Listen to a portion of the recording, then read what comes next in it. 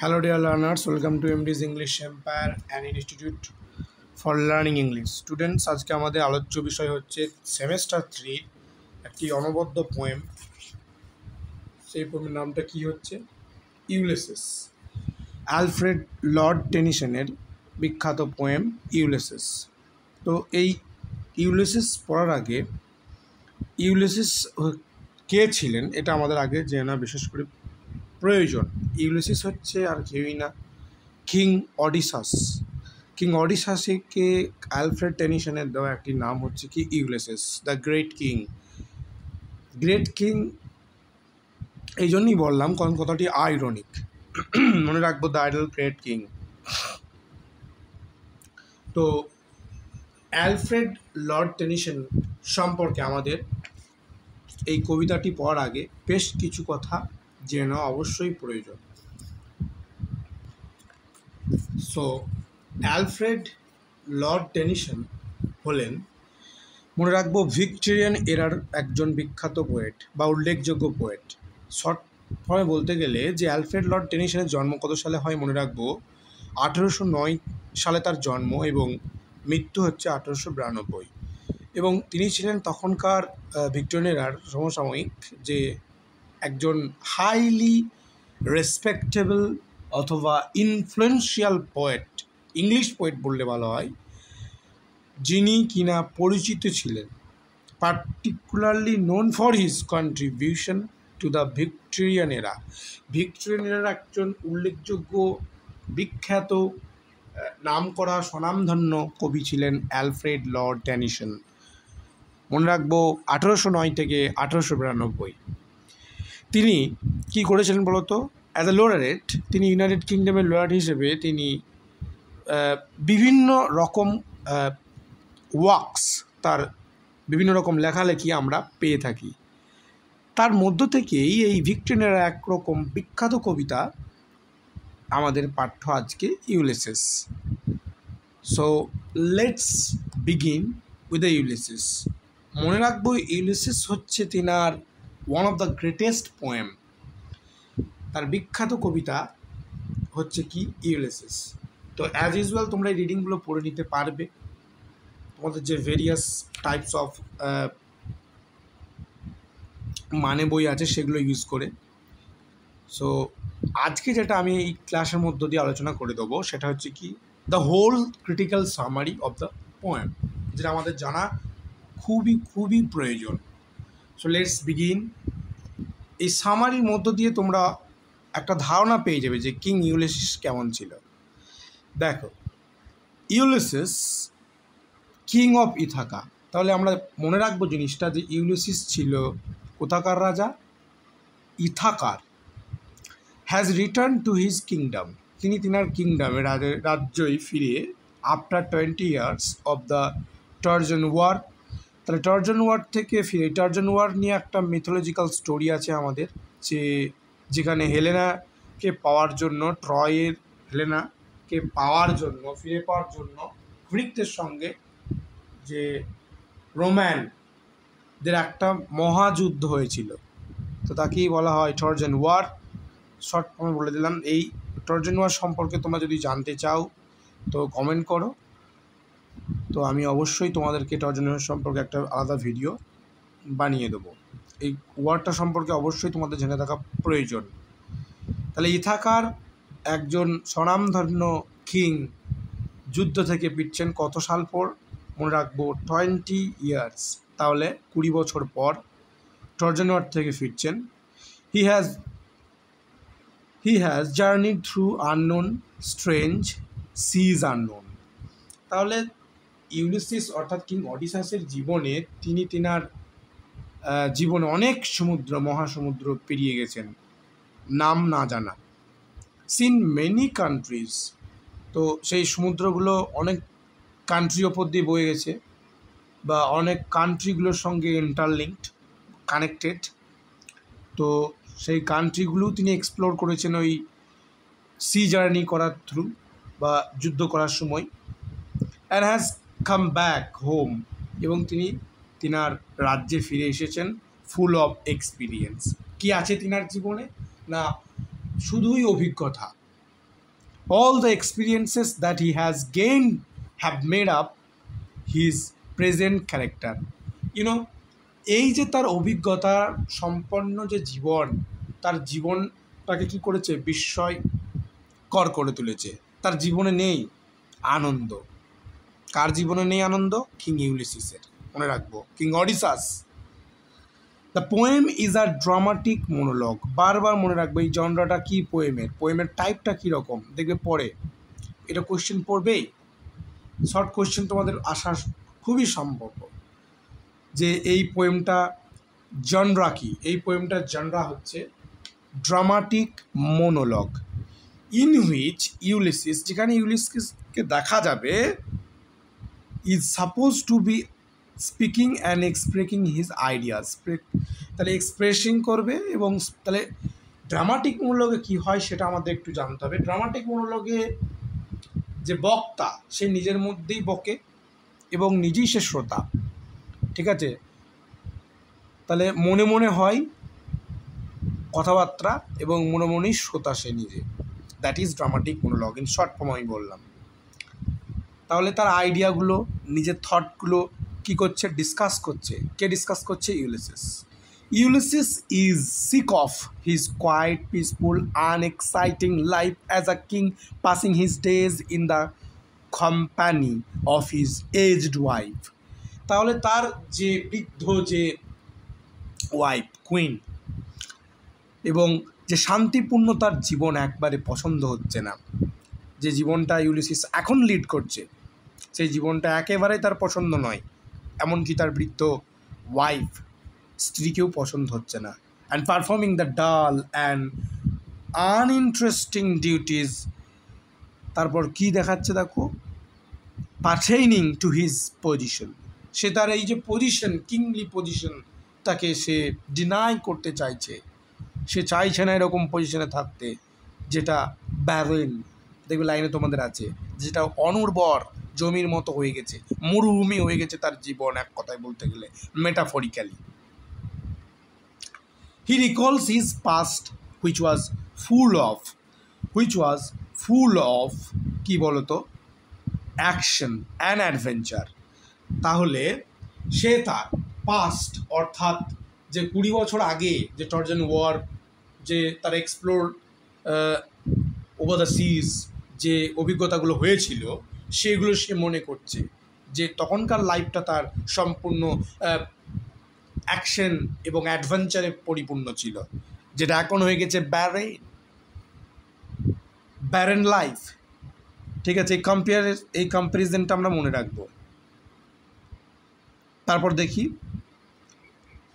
he remembers how he has enjoyed himself greatly, okay, suffered greatly, কত কষ্ট পেয়েছিল এবং এনজয় করেছিল তার জীবন, both in the company of his friends and alone। সেই যে আনন্দ, সেই যে উপভোগ জিনিসটা সে তার সঙ্গী সাথী বন্ধুদের সঙ্গে কাটিয়েছিল অথবা একাকী, কিন্তু তার তখন 20 বছর আগের লাইফটা ছিল অ্যাডভেঞ্চারাস, ছিল ডিলাইটফুল, ছিল ফ্রুটফুল যাকে বলে। আর এখন কী হয়ে গেছে, ব্যারেন। তারপর কি দেখা যাচ্ছে দেখি আমরা, he spent his youth roaming about with a mind eager for knowledge and discovery. সে তার যৌবনকালটাই কাটিয়েছে ডিসকভারি এবং বিভিন্ন রকম যে বিষয় সম্পর্কে জ্ঞান সংযত করতে করতে, আর বিভিন্ন রকম জায়গা এক্সপ্লোর করতে করতে, খুঁজতে খুঁজতে তার যৌবনকাল সে কাটিয়েছে। But he cannot rest from trouble. কিন্তু তাকে যে বসে থাকতে দিচ্ছে না তার যে শরীর বা তার যে মাইন্ড, তাকে বসে থাকতে দিচ্ছে না ইন কিংলি পজিশন। তার জীবন চাই, তার জীবন পিপাসুময়, চাই তার জীবন অ্যাডভেঞ্চার, চাই তার জীবন একটা ট্যুর, তার জীবন চাই action. But in spite of that, what he has হয়ে আছে এখন in the state of a kingly position that he never wished for. Okay, তারপর দেখা যাচ্ছে কি দেখো, there spreads out before him an infinite vista of knowledge, yet unexplored, of experience yet unacquired, and therefore he is filled with a burning desire to spend the rest of his life in quest of further knowledge. তাহলে এত কিছু explore করার পর, এত কিছু action, adventure, ঘোরাঘুরি সব কিছু করার পরও তার মনে একটা খামতি থেকে গেছে যে সে সব কিছু এক্সপ্লোর করতে পারেনি জীবনে, এখনও সবটা তার পরিপূর্ণ হয়নি এক্সপ্লোর করা, নলেজগুলো খোঁজা। তো তার মনে কি জাগছে, একটা বার্নিং ডিজায়ার যে আমাকে করতেই হবে, আমাকে খুঁজতেই হবে, এই যে একটা জ্বলন্ত ইচ্ছা তার মনে জাগছে। He wants to go out once again, সে যেতে চাচ্ছে আবার তার বন্ধুদের সঙ্গে, উইথ হিজ সেলর্স, তার নাবিকদের সঙ্গে, to see more of the world abroad, আরও এই পৃথিবীর সম্পর্কে জানতে, এই পৃথিবীর বাইরে সম্পর্কে জানতে। He would never remain idle at home, সে অলসভাবে বসে থাকতে চাইছে না এই কিংলি পজিশনে, এই বাড়িতে, তার কিংডমে, অ্যান্ড রাস্ট ইন ডিসইউজেস, এবং পড়ে থাকতে চাইছে না একটা অব্যবহৃত জিনিসের মতো। ইজ সান, তার সন টেলিম্যাকুস, মনে রাখবো টেলিম্যাকুস হচ্ছে কিং অডিসাসের সানের নাম, টেলিম্যাকুস ইউলিসিসের সানের নাম। Is good enough for the task of governing the savage people, এই যে স্যাভেজ পিপল, কিংডমের যে পিপলরা আছে, ওকে, তার কাছে মনে হয়েছে স্যাভেজ, তাদেরকে সেই একই রকমভাবে গাইড করা, তার পছন্দ হয় না এই জীবনটাকে। কার পছন্দ হয় না? কিং অডিসাস, কিং ইউলিসিসের। তার মনে হয়েছে তার যে যোগ্য পুত্র টেলিম্যাকুস এই স্টেটটাকে, এই কিংডমটাকে সামলানোর জন্য উপযুক্ত।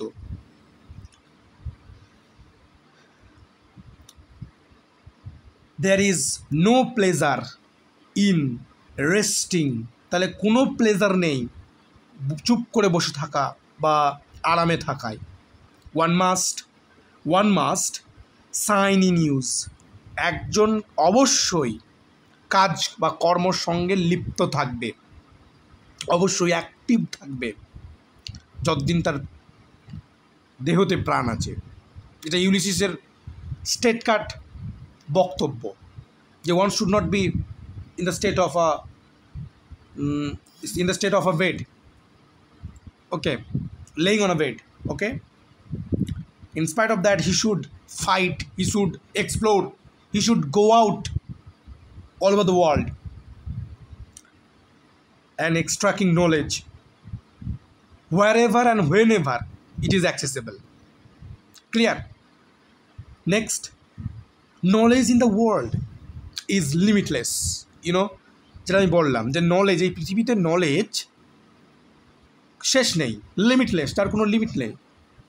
And even a series of lines would not suffice together all that knowledge, এবং প্রত্যেকটা সিরিজ চালিয়ে দিলেও নলেজের যে মান, নলেজের যে প্রভাবমানতা কখনোই শেষ হয়ে যাবে না। হোয়াই শুড হি, তো কেন সে বসে থাকবে, and not make use of the remaining years of his life to acquire fresh knowledge? তো কেন ইউলিসিস, কেন কিং অডিসাস বসে থাকবে তার এই রেস্টিং পজিশনে, অন্যান্য জ্ঞান, অন্যান্য জায়গা না এক্সপ্লোর করে? The wind is favourable, the ship is ready, দেখো বাতাস তো তোমার সঙ্গ দিচ্ছে ইউলিসিস, জাহাজও দেখো ready. Ulysses exhorts his companions, তো ইউলিসিস কি করছে, তার কম্পেনিয়ন্সদেরকে জাগিয়ে তুলছে, টু অ্যাচিভ সামথিং নোবেল, আবার সুন্দর কিছু পাওয়ার জন্য, ভদ্রস্থ কিছু পাওয়ার জন্য, নতুনত্ব কিছু পাওয়ার জন্য, and splendid before they die, তাদের মৃত্যুর আগে কোনো কিছু সুন্দর জিনিস এক্সপ্লোর করার থাকলে করতে বলছে ইউলিসিস, এবং করার জন্য আহ্বান জানাচ্ছে, এক্সপ্লোর করার জন্য। সেই জন্যই কবি দেখো লাইনে বলেছে ডেথ ক্লোজেস অল। আরে মৃত্যু তো সব কিছুই শেষ করে দেবে, মৃত্যুতে সব কিছুই শেষ হয়ে যাবে, সবটাই শেষ হয়ে যাবে। বাট কিন্তু something year the end, some work of Nobel note May yet be done. এখনও অনেক কাজ পড়ে আছে, যে কাজগুলি অবশ্যই আমাদের দ্বারা করে দেওয়া প্রয়োজন বা করে নেওয়া প্রয়োজন। Not unbecoming men that strove with gods. তাহলে আনবিকামিং মেন কখনোই হব না যে কিনা গডের সঙ্গে স্ট্রোভ করতে পারে। সেই জন্যই এই যে সানসেট হওয়ার আগে সে তার সঙ্গী সাথীদেরকে জাগাচ্ছে একটা জার্নি করার জন্য। সেই জন্যই অ্যালফ্রেড টেনিসন তিনার কবিতার মধ্য দিয়ে একটা লাইন পরিস্ফুটিত ভালোভাবেই করেছেন, যে লাইনটা আমরা মনে রাখবো বারবার। কিং ইউলিসিসের জীবন থেকে আমরা একটা শিক্ষা নিতে পারি, এবং কিং ইউলিসিস, কিং অডিসাস বলতে পারি। এই কবিতার মাধ্যম দিয়ে ভিক্টোরিয়ান এরিয়ার যে পিপলদেরকে জাগিয়ে তুলতে চেয়েছিলেন, এবং তিনার সেই ভিক্টোরিয়ান এরিয়ার যে কোট আজও আমাদেরকে মোটিভেট করে। সেই কোটটা কি? কবিতার শেষ লাইনে আমরা পাবো, to strive, to seek, to find and not to yield. যত ঝড় ঝঞ্ঝা যাই আসুক আমরা খুঁজে যাব, খুঁজতেই থাকবো, ছেড়ে দেব না আমৃত্যু পর্যন্ত। তো এই যে আমি সামারাইজ করলাম, এই সামারাইজটা গোটা ইউলিসিস পোয়েমের ক্ষেত্রে খুবই প্রয়োজনীয়, এবং আফটার দ্যাট এই সামারিটা তোমাদের কাজে লাগবে।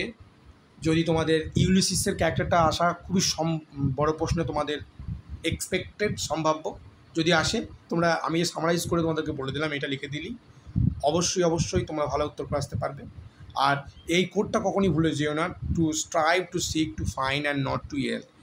এই লাইনটা আমাদের জীবনে থাকা প্রয়োজন, আমাদের জীবনে এই লাইনটাকে অনুসরণ করা প্রয়োজন। জীবনে কখনোই লাইনটা ভুললে চলবে না, তবেই সাকসেসফুল হতে পারবো, সাকসেস পাবো। Thank you for watching this video.